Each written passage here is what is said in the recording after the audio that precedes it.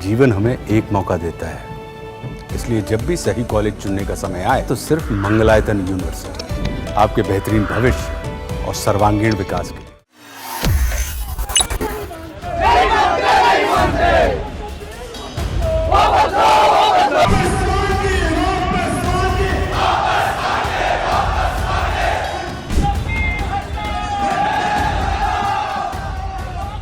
संसद के दोनों सदनों में वक्फ बिल के पास होने के बाद अब ये कानून बन चुका है, लेकिन कानून बनने के बाद अभी भी इसके खिलाफ कुछ विपक्षी पार्टियां खड़ी हैं। साथ ही मुस्लिम संगठन भी इसके विरोध में अपना प्रदर्शन कर रहे हैं।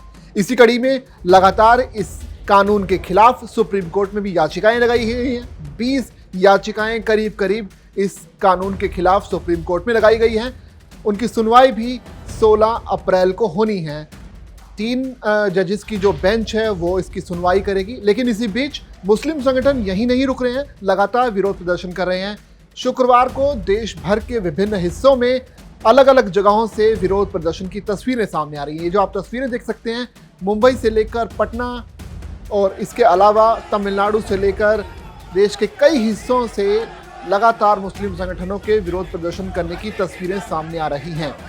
All India Muslim personal law board, जो कि मुसलमानों के हितों के लिए और उनके दिए गए काम के लिए लगातार अपने आप को आगे रखता है, उस संगठन की तरफ से अपील की गई है कि इस कानून के विरोध में मुसलमानों को अपने घर की बिजली यानी लाइट को बंद रखना चाहिए ताकि विरोध को हम अपना प्रदर्शन कर सकें। दूसरी तरफ बीजेपी का इस पर कहना है कि प्रधानमंत्री नरेंद्र मोदी मुसलमानों के घर तक बिजली पहुंचाएंगे ताकि वो रोशनी के जरिए पूरी की पूरी कौम तक फैल सके।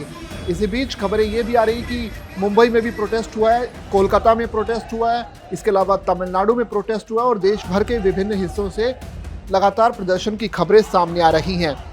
इसकी अलावा अगर बात की जाए तो कोलकाता की आलिया यूनिवर्सिटी की अगर बात की जाए तो वहाँ के स्टूडेंट्स ने वक्फ संशोधन कानून के खिलाफ कैंपस में प्रोटेस्ट मार्च निकाला। इसके अलावा स्टूडेंट्स का प्रोटेस्ट सर्कस क्रॉसिंग तक रहा। ये वही स्थान है जहां शुक्रवार को विरोध प्रदर्शन हुआ था।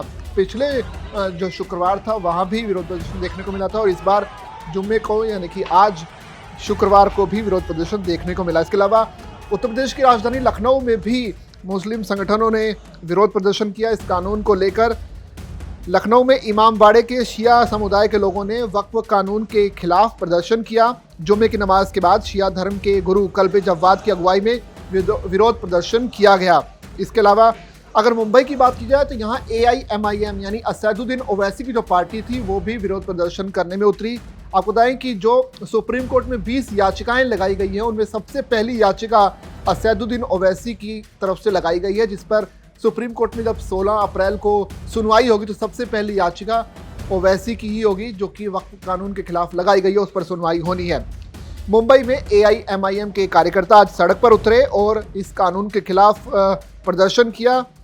कार्यकर्ताओं ने जुम्मे की नमाज के बाद वक्फ कानून के खिलाफ जमकर भड़ास निकाली और जगह जगह प्रोटेस्ट की खबरें आई। हालांकि पुलिस का कहना था कि प्रोटेस्ट की जो परमिशन पहले से लेने की कोशिश की गई थी, परमिशन नहीं थी इन कार्यकर्ताओं को। इसके बावजूद AIMIM के कार्यकर्ताओं ने प्रोटेस्ट किया। वारिस पठान जो कि AIMIM के नेता हैं, उन्होंने अपने समर्थकों के साथ बायकुला की हिंदुस्तानी मस्जिद के पास प्रोटेस्ट किया।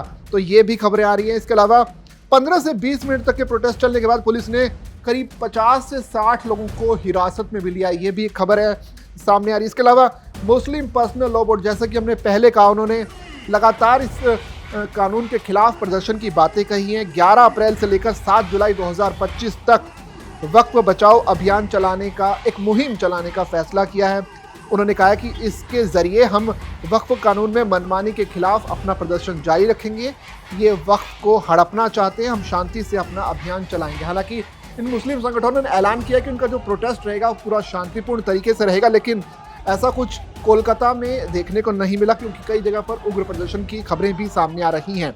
इसके अलावा इस पर अब जमकर सियासत भी हो रही है।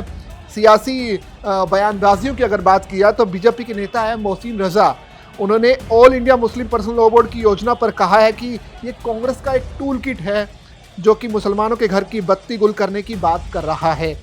उन्होंने कहा कि मोदी जी मुसलमानों के घर में रोशनी देंगे, तो एक तरह से बीजेपी ने जवाब देने की कोशिश की है और ये बताने की कोशिश किया कि वक्फ कानून मुसलमानों के हित में है। अब देखना पड़ेगा कि जब सुप्रीम कोर्ट में 16 अप्रैल को इस मामले की सुनवाई होगी तो सुप्रीम कोर्ट किस पक्ष की तरफ ज्यादा तवज्जो देता है और कैसे इस केस पर आगे बढ़ता है। आपके साथ लगातार इस खबर पर अपडेट्स हम शेयर करते रहेंगे। आप बने रहिए दैनिक जागरण के साथ।